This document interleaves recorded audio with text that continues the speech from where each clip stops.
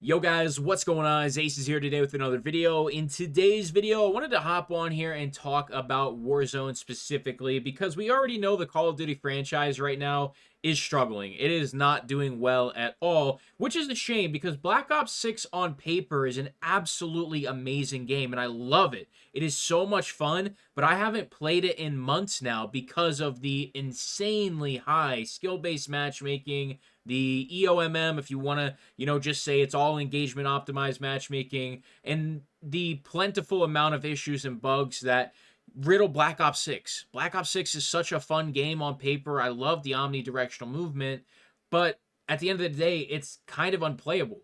And unfortunately, a lot of that, I wouldn't say negativity is the right word, but just the vibe from Black Ops 6 did carry over into Warzone with the integration. And I have to say, hopping on Warzone for the first time in the Black Ops 6 integration was just awful. The movement did not feel right at all. We had to adjust so many settings. Once again, another year of not having all the weapons leveled up, and you don't have the metas, and you really can't compete. And then after just a few games of Warzone, when it's fun, you're getting put into sweat lobbies anyway. Unfortunately, that is the case as of the last like 4 Call of Duty titles where the only way that you can circumvent skill-based matchmaking is two-boxing, but they patched two-boxing. They nerfed it. You can't do it anymore. So the only way that you can actually get around skill-based matchmaking is using a VPN. I personally use NoLagVPN. This video isn't sponsored today. I'm literally just telling you what I use down in the description if you want to check them out. They're extremely cheap. They have an amazing geofence, amazing servers, and customer service in general. I would highly recommend you guys check them out if you just want to try and circumvent some of that skill-based matchmaking. But it's gotten to the point where you have to use a VPN just to get easier lobbies nowadays because of the algorithms being so damn strict. And hopping into the conversation of just Warzone in general, something needs to change, guys. Something needs to change. And honestly, I think I know the solution. And it's kind of insane. And it's something that Activision will never do. Infinity Ward won't do it. All the people who make the decisions, they're not going to do it. Why? Because it's not in the best interest of the players. It's in the best interest of the shareholders. So, with that being said, what do I think should be done with Warzone? As you guys may or may not know, coming very soon in Season 3 is going to be Verdansk back on Warzone. Here is the problem with releasing Verdansk. Nostalgia can only do so much. And when the game is as broken as it is, and the algorithms are as strict as they are, you have to remember one thing.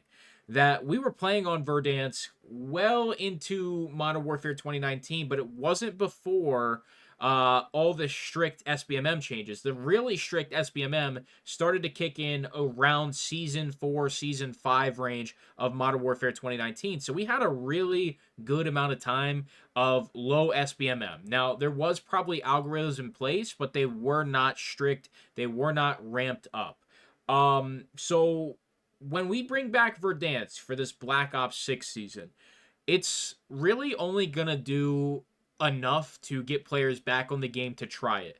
And this is Call of Duty's last chance. This is genuinely their last chance. If you look at player counts right now, it is bleeding more than it ever has. It is in a terrible state. If Call of Duty does not have every single problem that is what I would say game breaking or impacting, if they do not have those fixed by the time Verdansk is implemented, the game will die. What I propose is they just re-release Modern Warfare 2019 Warzone. Make it its own separate game. Put it back on that engine. The Modern Warfare 2019 engine. Bring the movement back. Put all the Modern Warfare 2019 weapons into Warzone. Do not put anything from Vanguard.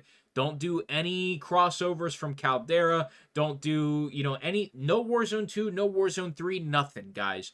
I think we need to bring back Modern Warfare 2019. If they are bringing back the map, they might as well just re-release the title.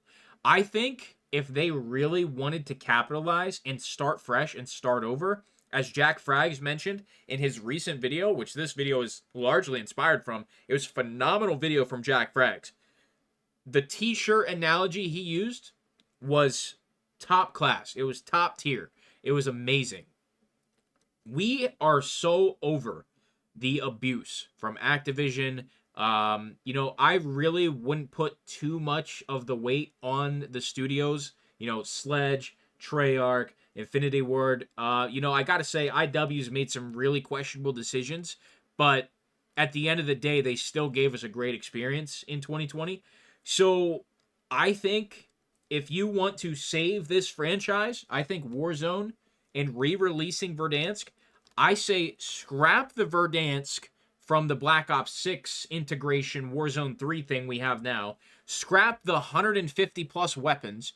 Go back to Modern Warfare 2019 and just build on the base version of Warzone.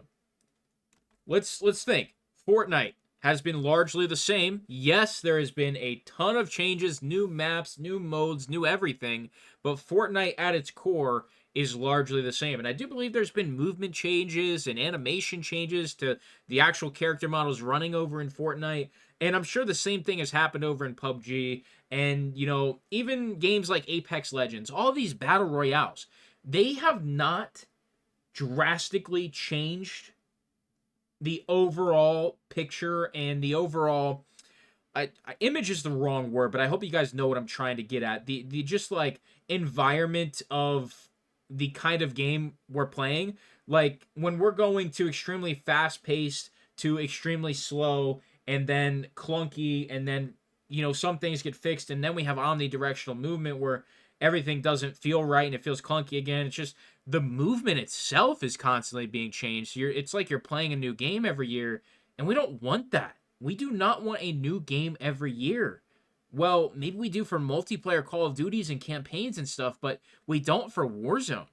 If they just released Warzone standalone on the Modern Warfare 2019 engine, and they just said all skins that are purchased on Warzone from this point on will stay on your account, that drove me away from purchasing anything in Call of Duty ever again. I understand there's like old games and stuff like Black Ops 2 when we're buying $2 bacon camos. Yeah, it's $2. Who cares? When you're buying $25 bundles, that's a lot different. And keep in mind, those bundles are one skin and 2 blueprints. In Black Ops 2, that bacon camo went on every single one of your weapons. So, that drove me away, and a whole bunch of other stuff drove me away. The algorithms we talked about, the game constantly changing. Like, if they brought back MW19 Warzone standalone, I would play the hell out of it. I mean, me and the duo would be running Verdansk like it was nothing. And I believe Rebirth Island was also in Modern Warfare 2019 as well. So it's like, we already have Rebirth Island.